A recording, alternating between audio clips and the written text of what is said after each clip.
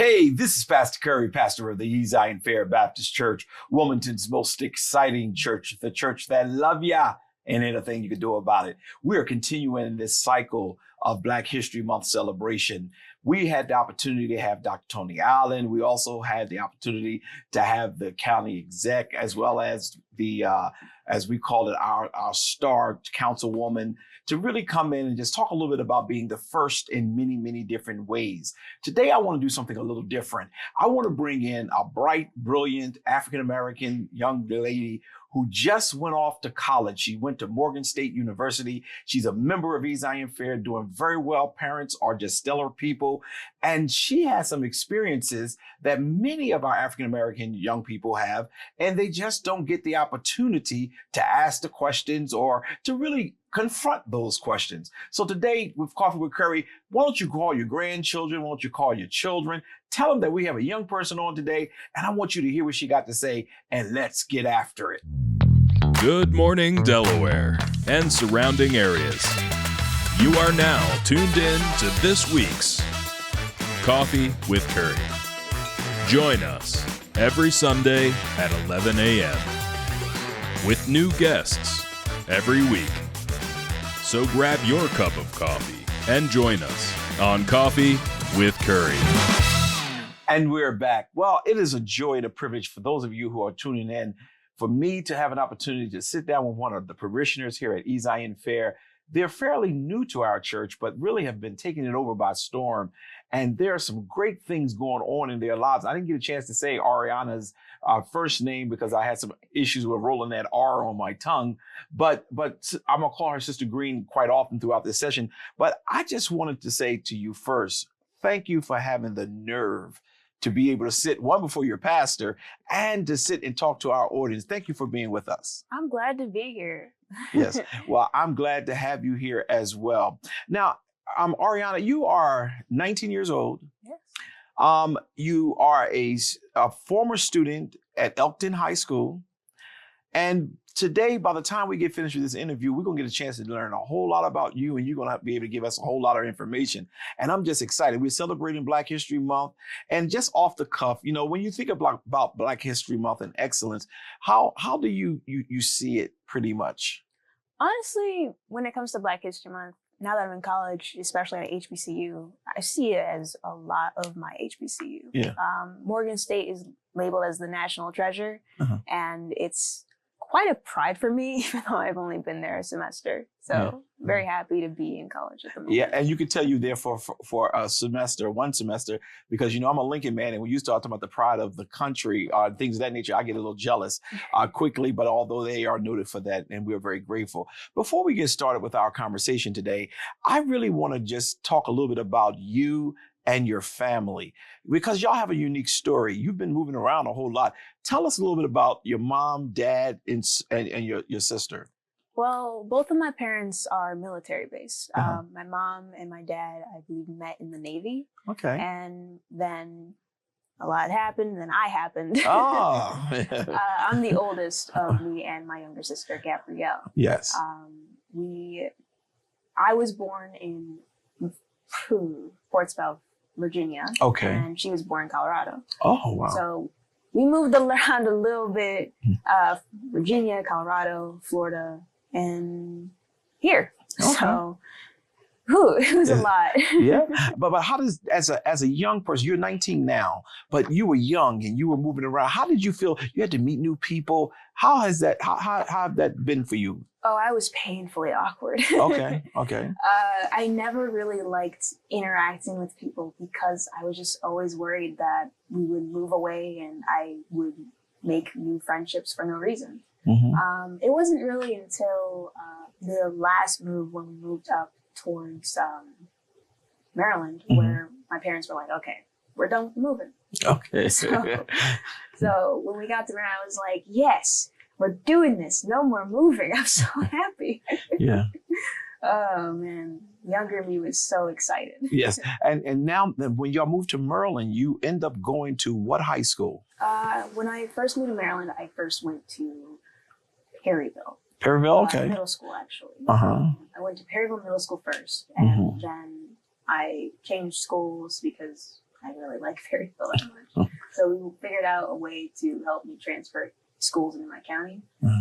Went from Fairfield to Northeast Middle School, went to Northeast till like sophomore year high school. And I transferred to Elkton High School where I finished out. And how did you like Elkton? Oh, Elkton was amazing. Really?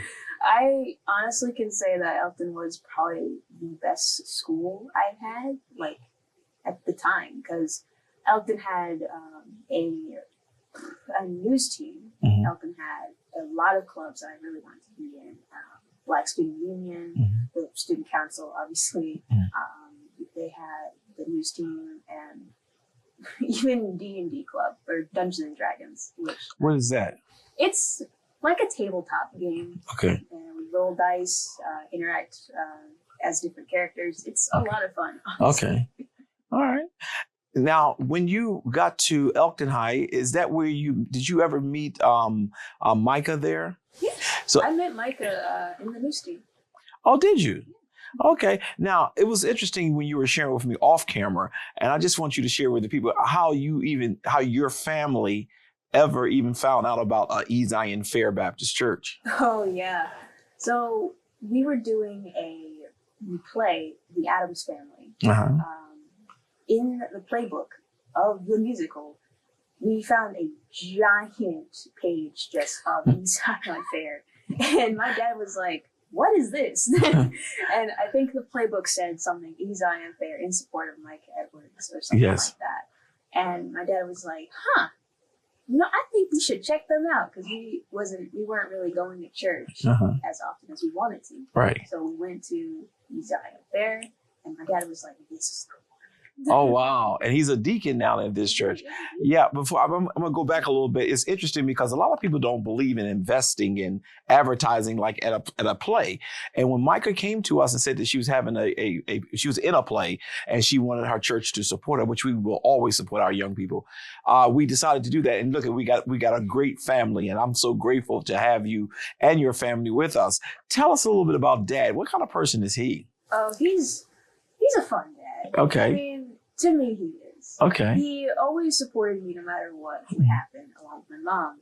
He was more so a little harder on me. Okay. Because he believed that even though I was doing what I could, he always believed I could do way better. Okay.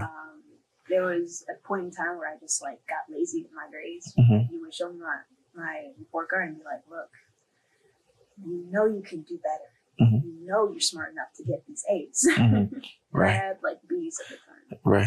Isn't that interesting? And when I was struggling, I had D's and you had B's, and he was, but that's a good father. That's great. How about Mom? Okay. And I'm watching because your dad he has an interesting sense of humor. As I got to know him a little bit better, and Mom is more serious, but I didn't know which one is the more fun. But tell me a little bit about Mom. Oh, my mom is amazing. Okay. When she was taking care of us when my dad was deployed, she was honestly the greatest super mom I could have. She would make sure we got to places on time, no matter how tired she was. She would make sure that we got food, make sure that we got to where we wanted to be.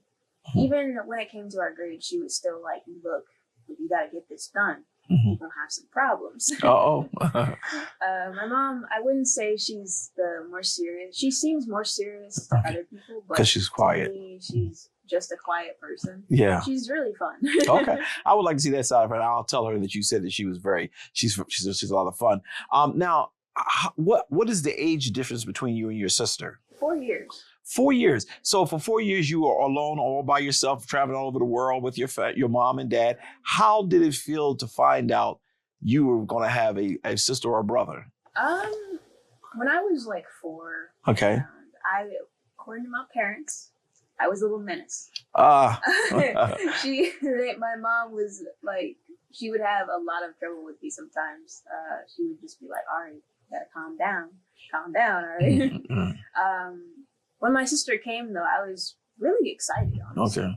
As far as I can remember, I really wanted Gabby. She was just a little bundle of joy that I can't seem to get rid of now. I was going to say that because it seemed like y'all still stuck together like glue. Yeah. Nowadays, she more so attaches to me more often than she likes to admit. Okay.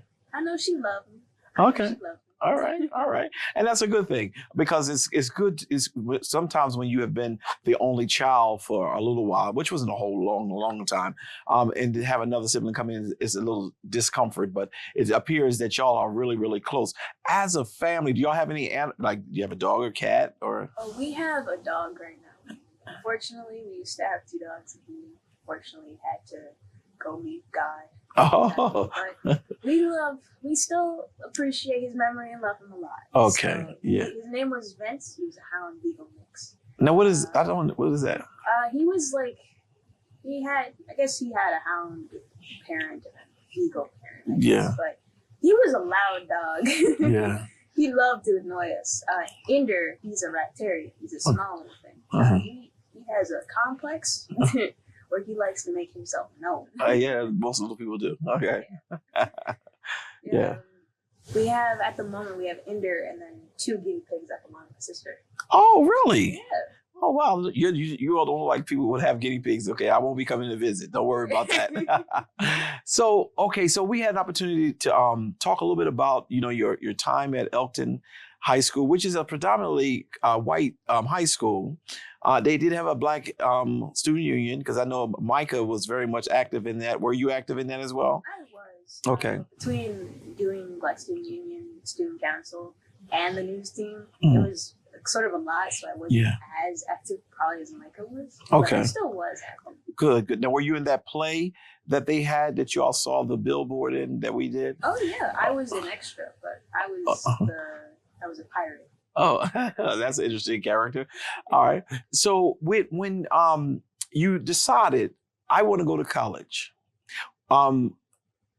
when did that moment come in, or was that always an expectation? Honestly, it's always kind of been an expectation. Okay. My parents have always said that they wanted me to do better than them. Okay. To finish out in college, and they always told me that the reason they do the things that they do is so that I wouldn't have to do the things that they did when we were younger. Yes. When I went to Elkton in my junior year, they always reminded me that college was always the sort of end goal. Yeah. And I agree with them. Yeah. I wanted to go to college. Yes. We were just not sure which college I was going to go to. There was a lot of options. We did a lot of visits. Yeah. Good. And while we can stop there for a second, I'll just simply share with those who are watching us, that's really critical. A lot of Black excellence come from where you are, how she's speaking right now. And that is, people tend to not pay attention to the preparing for the college, but the expectation was there. And your mom and dad's philosophy or belief of you got to do better than me. That is a part of the African American tradition. We always want our children to do better. I don't care how much we fared out well. We want the children to do better. And so you ended up at Elkton High, and you did well in your grades. If they told you can do better than a B, you didn't have a lot of problems getting into anybody's college. So what are some of the colleges that you looked at or even toured? Ooh, I looked at a lot of colleges. I went from looking at University of Maryland, Hampton University, Howard. Then there was UPenn. We looked at even some schools in California. Okay. My mom has always said, though, I ain't going to California. she always said that I'm not crossing that line. But we looked at a lot of schools. We toured a lot on the East Coast. Though. We even went to University of Connecticut. Okay, yeah. UConn. Yeah. It was a lot of just looking around. So when y'all did y'all spend a night and stuff like that? Or y'all just went up for the tour and came right back? When it came to UConn, we just went up for the tour and came back. Okay. We didn't stay the night because I think it was too cold. Okay. But yeah, it was a lot of touring. I will admit, I kind of miss the tours to get out of school sometimes. Oh, open confession. Yeah, I mean, my dad, my mom know. Okay. So it's not a secret, but I will say that there were days where, since I was doing well enough to miss a day, I would tell my mom, like, "Hey, we should go to this school." Now, how of those colleges that you toured, or even was interested in, applied to, how did you get accepted to a lot of them? I got accepted into most of the colleges I Okay. went to, except Howard. they put me on a wait list. So A wait list. So you must have got accepted, but just went into a wait list. yeah. So Wow. I don't know how that works entirely, but Yeah. they put me on a wait list, sent me an email like, hey, we're interested in having you in our school, but you can wait list. And I was like, Yeah, because after a certain amount of students they get in as a former administrator of a university, whenever they have a certain number that they need to be at with their overage, they say, okay, even though she's qualified, we're just not going to elevate her hopes where we may not be able to allow her to come in. And it's just, and Howard happens to be in a city, so they have to be very careful about their overpopulation as well, as opposed to like a Hampton or a Morgan, which they are in cities, but they're in a different type of setting where you're not in Washington where all the political people are. But that's awesome. That's awesome. So I've had a chance to really get into Mom, Dad, how you found the Zion Fair, and I remember when I first met you, I was very excited how articulate you are and was. And I'm just grateful that you decided I'm going to go to college. So when we take a commercial break, we're going to talk a little bit about leaving the safety net of parents, church family, and going up there being just one of many. We're going to take a quick commercial break. We'll be right back.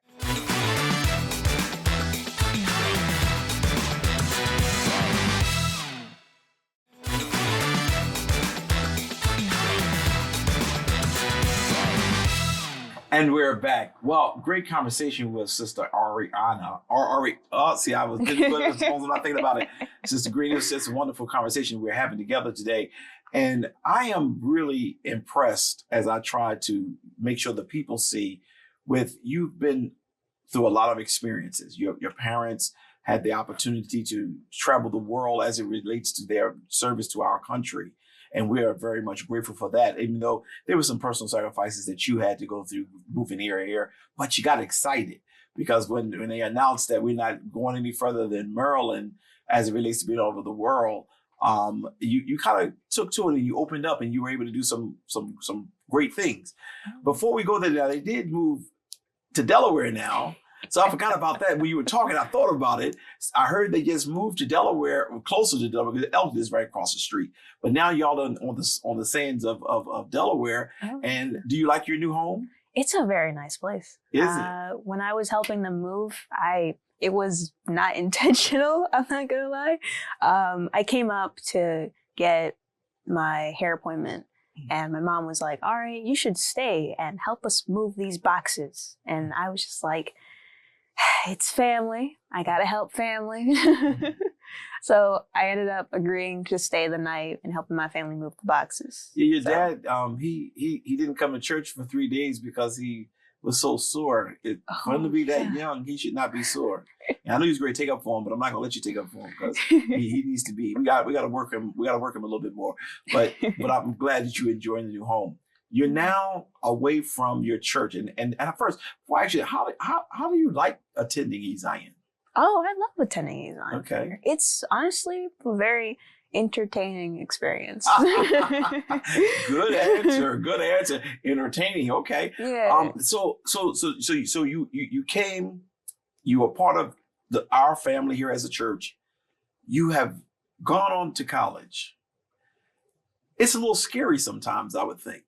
It definitely was a nervous time for me. Okay. I had a lot of worries, honestly, when we were packing up my things for me to move into my dorm. I was terrified. Mm-hmm. May not have shown it a lot, but I was really nervous. I was worried that my roommate was going to be weird, like overbearing with rules. I was worried that I wouldn't adjust well enough to my classes. I was way more worried about like failing a class. It was a lot of mixtures of concerning things I was just thinking about. I was just like, I might not fail a class, but I'm worried I won't catch up as well as I could. And I was just like, oh man, that's a lot. and the worries you had were typical, like your roommate, for example. She probably had the same concerns that you have. Oh, yeah. I wonder if my roommate is going to be overbearing. I wonder if I'm going to make it in college. One of my grades going to be where it needs to be. These are some of the typical things that happens. But I want to kind of spin this into a Black History moment. But regardless of all of your concerns, how do you feel today? Honestly, I feel pretty great. My roommate, she's really cool. She's from Philly. Oh, So okay. she's an Eagles fan. Yes, she's real people. Okay. Yeah. Yeah. So she's from Philly. She honestly came way earlier before me because she was a part of the band. Okay. And before, when she came up to be a part of the band, they let her into her dorm early so she could have a place to stay. When it comes to my grades, I'm doing pretty well. Mm-hmm. I have a 3.8 GPA at the moment. That's better than pretty well. Yeah. Let's say that again. She's a 3.8, which is 2 points of a point from a 4.0. Okay. And you see you're doing pretty good. I think you're doing exceptionally well for a freshman. But go ahead. Yeah. When it comes to my social interactions, I'm not the best at them, but I do have a lot of friends at the moment now. So I'm very happy with how I turned out. So here's to new things. Yeah, but I just want to help you a little bit because you don't have to have a lot of friends. You just have to have the right ones. Yeah. And I think that for you to have, a good roommate, that's a good experience. My freshman year, it took me about the whole year to enjoy my roommate. Oh no. Because we were totally opposite. And as I'm listening to you, I'm glad you're more, I guess, easy to get along. But I was one of those neat people, very neat. My roommate was very messy. Ooh. My mom made me learn how to wash my clothes. His mom washed his for him. He would go home every weekend with a pile of clothes and she would wash it and have it neatly folded when he comes back. But he kept the room the same way. It kept me angry. But it was other things that caused me to be angry too. So for you to really find a roommate that you enjoy and like, that's very powerful. So I'm very glad to hear that. Now, you left the comfort of home. How does it feel not being challenged by your parents? It definitely is an adjustment. Okay. I mean, in the fall semester, my dad, he would call every now and then, like, "Hey, Ari, how's your college experience going?" My mom would call as well. I get a lot of phone calls from family. But not having them like actively there was definitely an adjustment for me. They always told me that when I hit college that they wouldn't be there to like guide my hand with my grades. But when it actually happened, I was like, wow. I think when my roommate said it, she said it best. My parents would never know I had a C in any class, and that's scary. Yeah, because you have to give them permission to even look at your grades. Yeah. And that's scary. As an administrator at a university, I was very angry about that because when I went to college, my parents knew everything. Now with the FERPA laws, it's like you have to give them permission to know, and they're paying the bill. Interesting. Yeah. I can imagine Ashley telling me I can't look at her grades. Yeah, because whenever I get my transcript in, it's sort of just like I have to do all of this stuff to get my transcript. I gotta pay to get my transcript sent. I gotta go to the main office to get it sent to me and do all these steps just to have family look at my stuff. Mm-hmm. And it's sort of just like, man, this is way different from how high school operated. Yeah. And you're adjusting pretty well, aren't you? I think so. On the academic side is where you shared a lot of information. How are you adjusting on the social side? I know you said you don't have a lot of friends, but how are you adjusting to people who are just different from you? Well, I mean, when it comes to my classes, interacting with those people in my classes, it definitely was a major adjustment, especially with the shock of meeting like people twice my age in those classes because college is for everyone. Yes. No matter the age. But whenever I would meet people who like had 2 kids, a mortgage, it's just sort of like, wow, hold on.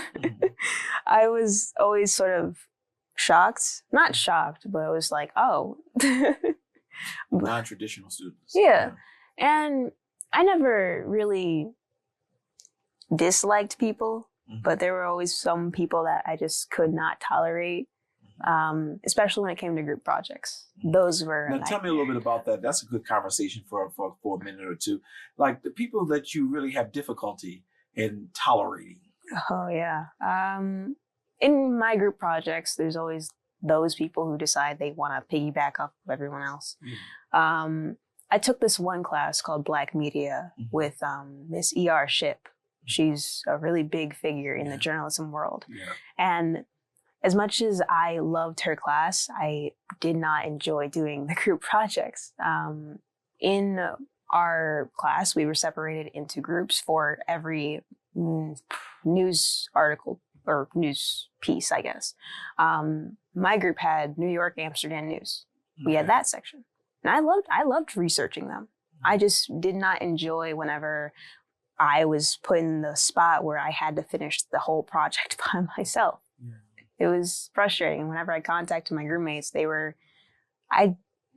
personalities were fine, but I don't think they clashed well enough to work together in projects. So. But do you know the whole purpose of that, I guess, is to help with the social skill part of it. And doing the whole project, you know, even though if you didn't do it, you will end up with a bad grade. But doing the whole project kind of causes you to limit them to responsibility. Oh, yeah. We had like an agreement, sort of. Like I would finish one section, they would finish theirs. Whenever we had the chance to meet in class or outside of class, we would always talk about who would do what piece. But whenever it came to submitting it, it was sort of just like me doing it. It was frustrating to me, especially since I was a freshman and they were seniors. Oh, you took an advanced class. Oh, yeah. It was a elective. Okay. So they had a mix of students in there. Absolutely. So when they were seniors, I was a freshman. It felt sort of like because they were seniors, they didn't care as much as I did. I was just sort of like... But you would have thought they would have, but all they could be just doing it to get out. Possibly. Since it was an elective. Yeah. So was there anything in you where you wanted to let them know this is not cool? Yeah. In one of the projects, I believe like midterms, I had told them like, hey, I can't do this anymore. It was probably more exhausting with that than any of my other classes. I was tired of it.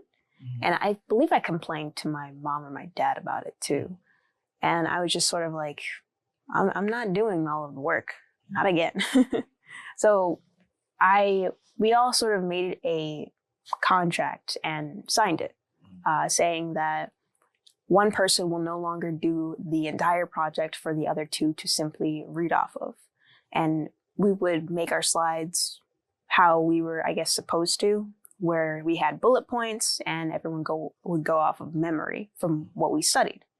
So that worked out pretty well, actually. Okay. I got an A in the class. So. Well, that's awesome. So do you feel that you're pushing yourself to become more assertive when people are doing you wrong? Oh, yes. I'm not a confrontational person. Okay. I tend to try to work around confrontation and sort of not really address it, I guess. But these days, I'm sort of trying to be more active in what I need and what I believe should happen. I'm an open person to ideas, but I don't want to tolerate when people, I guess, do me wrong, for lack of better phrasing. Well, welcome to the HBCU experience, because that is one of the things that it does teach you. The HBCU experience teaches you how to defend yourself, not always in a negative way, but you opened up by sharing you're not really one of those people who's controversial. You don't like to just bring problems. But when it comes down to your comfortability, it's going to be important that you're able to articulate, how you feel and what's going on in your world. Because if you're not happy, then it goes internal, and that's not good. Oh, yeah. So I'm grateful that you went to HBCU, and Morgan happens to be one of those schools where I have a lot of confidence that you're going to do well. My niece, whom I raised from a baby up, went to Morgan and did very, very well there. And one of the things that it was a joy watching her transform from latching on to me as my brother had died, so I kind of was like her father, to becoming her own person. and HBCUs teach that. So that's awesome. You also went back to the academic side. Have you met any friends, like boyfriends on campus or any of that kind of stuff yet? Not really. Since I'm coming from a predominantly white school and area, it's a little awkward for me to sort of try to blend into the HBCU experience, especially since I don't know a lot of the actual HBCU stuff. My roommate picked up on that really quickly. I'm sure. She would mention that I'm more clear with my words and a lot more precise in how I phrase things. Yes. But whenever I would go, like there was a Halloween party me and her went to, and there was a song playing that she really liked, but I had no idea what it was. And it was sort of a little embarrassing for me since she and everyone else knew what it was, and the dance. Okay. The dances are like a really big thing for HBCUs. It is. Like, it is. Oh man, what's the one Beyonce song people dance to? I don't remember, but there's a Beyonce song where you think I'm falling in love, that one, and people know the dance to it, but I don't. Now, privately, did you ever actually roommate teach me? Yeah, I have had her teach me, but it's still sort of like you still don't know how to do it entirely. Because you didn't come out of, you said the HBCU experience, but honestly, a lot of times when, like me, I came from the city. There are people who are HBCUs like yourself who didn't come from an inner city. But like my high school was all Black. So it's a lot of stuff I was well aware of when I went on to Lincoln's campus, whereas you're coming from Elkton high school, which is not all Black. Oh no. And your roommate read you well, but the good thing is that you won't let anybody take advantage of you. So you know where your limits are, and we're gonna talk about that in the next segment. But by the same token, I'm grateful that you got a good roommate. It seems like I've not met her yet, but it seems like you trust her wisdom in some things. But to go to I wish I would have been there to see you not being able to participate because you did not really get it. I would have laughed for a little while.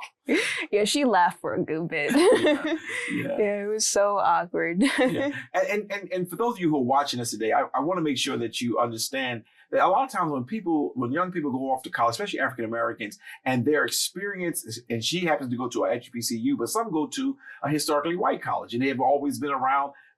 Like I went to all Black high school, and fitting in and getting to understand the language of the culture, the ethos, whichever language you like the best, of an environment is so critical. And as we are really talking about this, I want to make sure that everybody who's watching us knowing that you're going to excel regardless of always knowing all the culture. Because there's a quote, fake it till you make it. And in this case, you went to a Halloween party and everybody is dancing around you, but I don't think you stood out. It's just that you felt awkward because you didn't know the language and the Beyonce's dance as some of them do. And that's all right because you got 3 more years to get it all right. I got time. Yes. And you will do very well with that. When we come back, I do want to talk a little bit more about your HBCU experience, or really, I want to call it a diverse experience, because honestly, you did come from, a family with mom and dad, and a lot of young people on your campus didn't have that experience neither. You also have come from where you traveled a lot. You've been able to live in several places. A lot of them have not had that. And it puts you in a zone where there are things they're used to doing. You've never even thought of, you never even thought of, like drugs and things of that nature, but you're going to be in that environment. And when we come back, I want to just kind of get a feel for where you are and how you plan to handle some of the opposing things that may come your way. We'll be right back.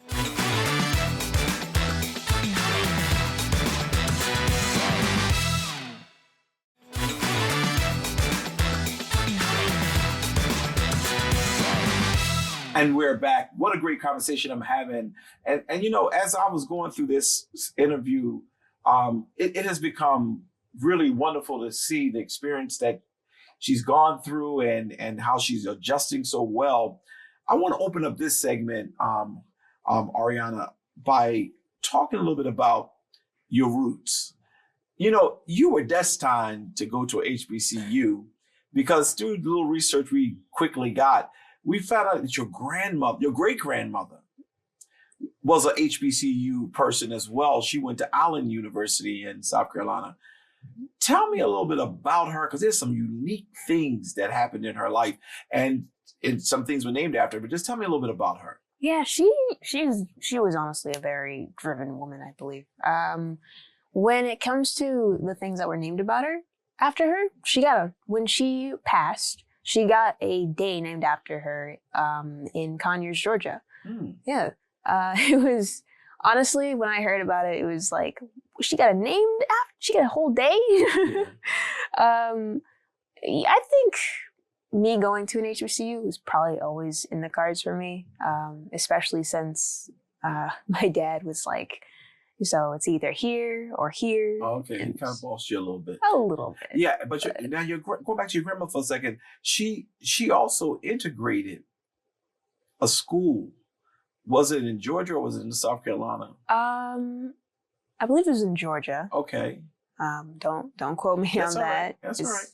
A lot of memory, and I don't want to be misunderstood, but I believe it was in Georgia. But she did integrate that as a second grade teacher, I believe. Wow. So she was a very prominent woman. Yeah, and now that we're in Black History Month, we're getting you 3 generations under her. Here you are still thriving and kicking and doing well. You had 2 HBCUs you were really fixed on, 2 of them.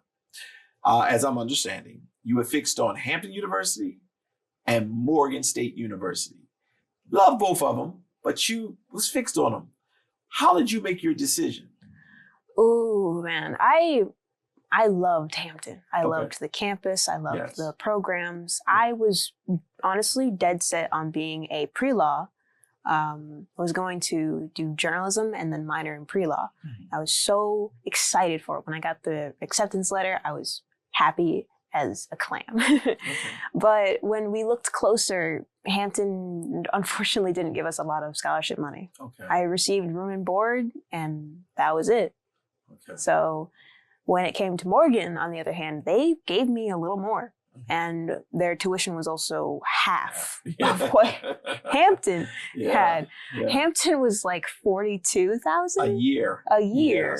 Yes. And Morgan was literally literally half that, and maybe a little less, since I don't have all of the bells and whistles I probably could have. So when it came to that choice, I was like, I really had to take a moment to think, because it was just sort of like, oh man, I could go, but I'd be in the hole for so long. and that is so important. Now I have several degrees and I'm still paying back student loans. My parents did not go to college, so I had to, pay for my own college. And I think you made the right decision, though, because the experience that you're getting here, you would get at Morgan, you would get at Hampton. Hampton does have a beautiful campus. Hampton is they call it the Harvard of HBCUs. Dr. Harvey, who's a member of Omega Psi Phi, and I happen to know him personally, really built Hampton to become a star institution.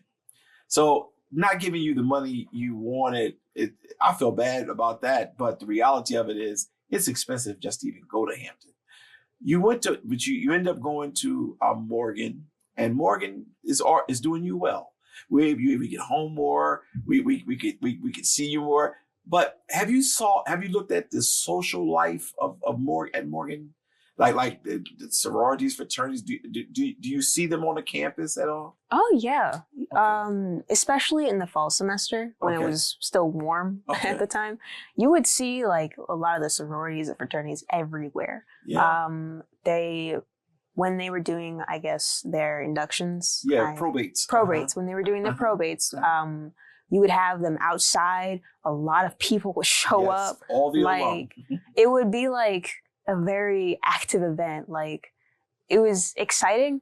I'm not entirely sure who I would go with, but I have a lot of family betting on who I'm going to go. So you are interested in Greek life? I'm interested in Greek life. Okay. All right. I haven't fully decided on which way I'm going. That's a good answer. That's because you never know who's watching. And when you start saying you're going to be a certain thing, matter of fact, I'll give you a real quick story.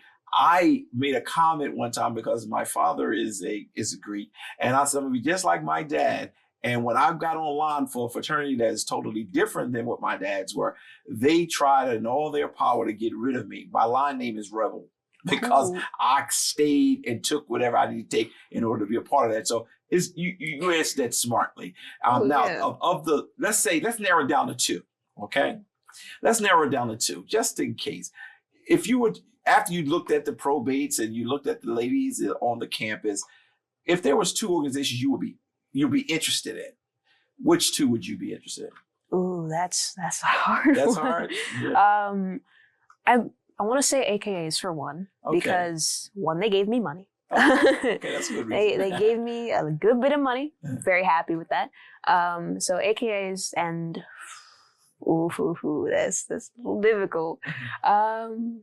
Maybe Deltas. Okay, you ain't gotta say it like that. You ain't gotta say it like that. Maybe Delta.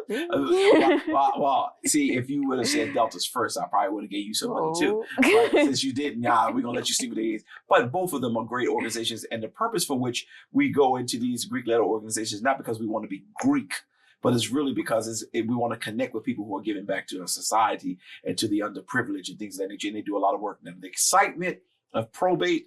Yes, when you decide next year what you're going to do and you get accepted, your pastor will be right there as one of the people who's screaming and hollering, go Arianna, go, go, go, because I am very supportive of that community. Whichever way you go, we're going to support you, that way. If you look at our church, we have all the panhandle.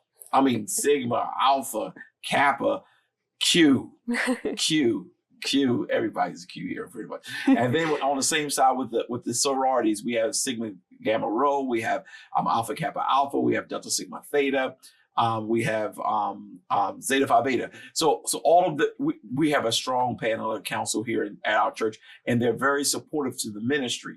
So don't let anyone take that out of your spirit of wanting to be a part of excellence, because they do some great and amazing, and they do a lot of it when you've graduated.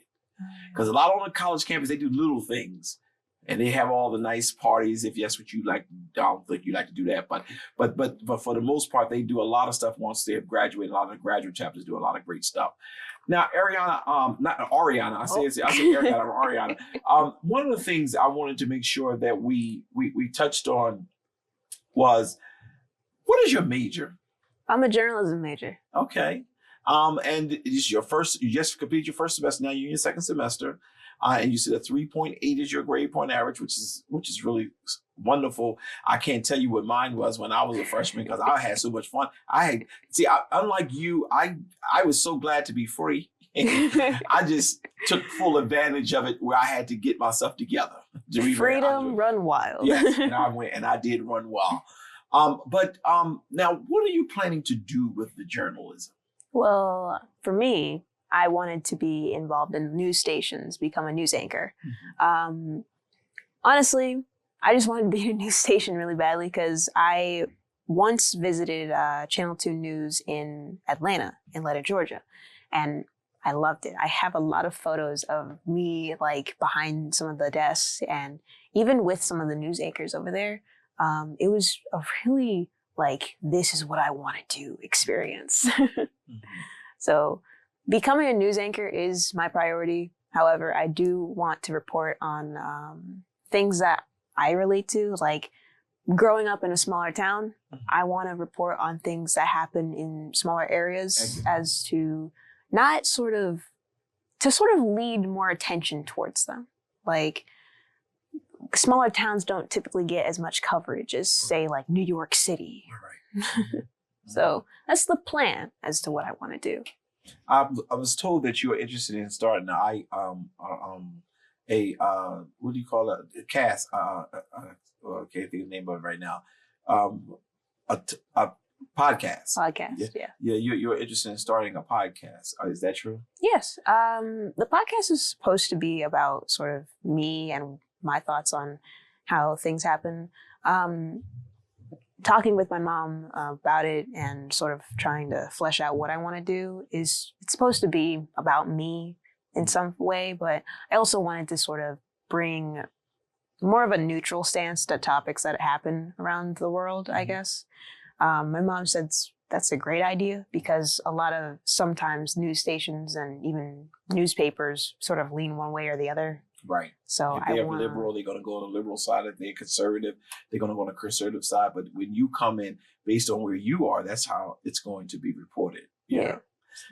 And one of the things, as I was sitting here thinking, maybe when you get into your field a little bit stronger, we might want to have you helping your pastor do some things here at eZion Fair with all the shows that we have, where maybe you can come in and be a part of the source. We got Kobe Owens and myself who we do the source, and we report a lot of the local news, and he does a lot of the national news.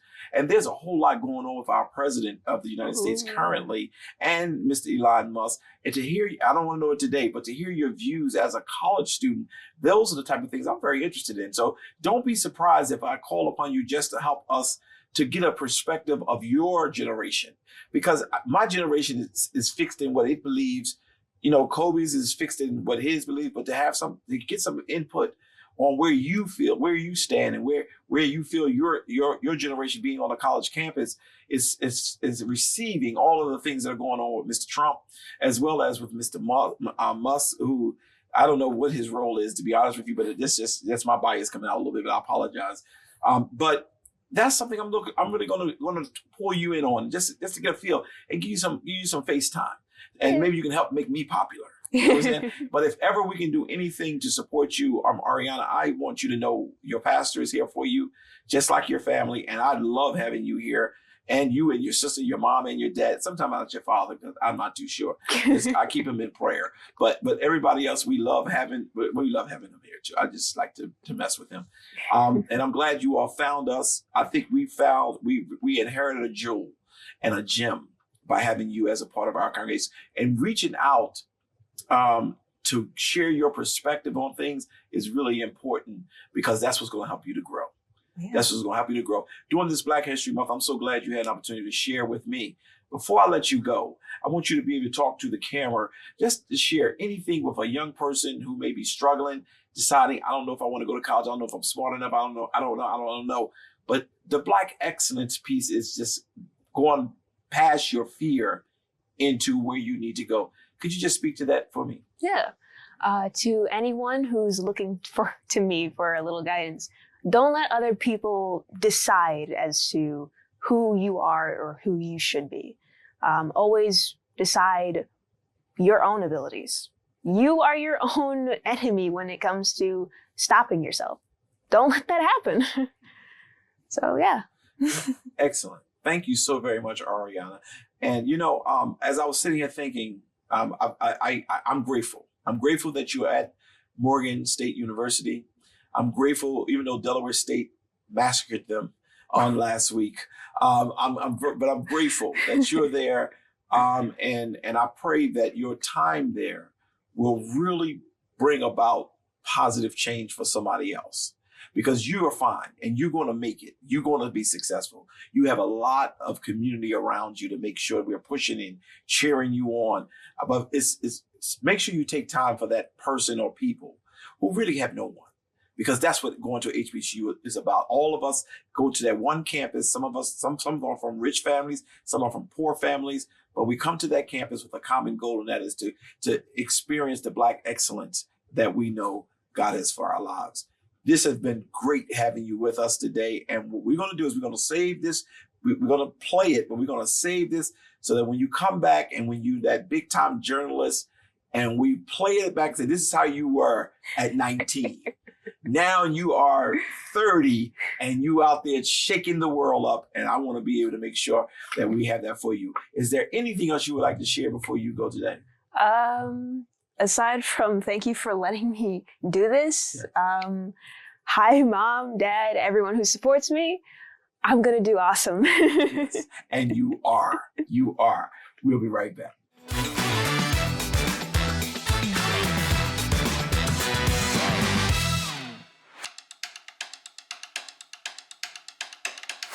Local news and politics in the city of Wilmington, Delaware.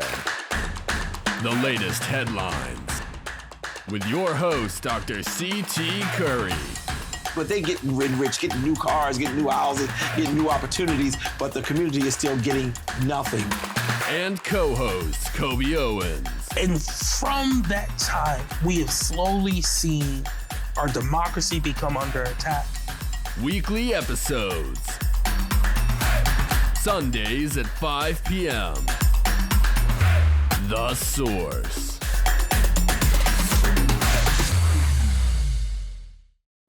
Join us live for our weekly worship.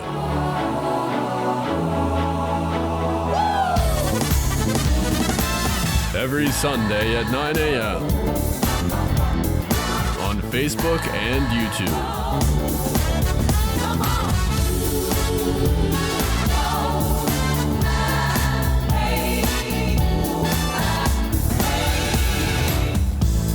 Well, Pastor, I'm doing the best I can, but I still gotta have a little Chardonnay, and I still gotta have a little this, and I gotta still sneak around. The devil is a liar. That's an excuse. Wilmington's most exciting church.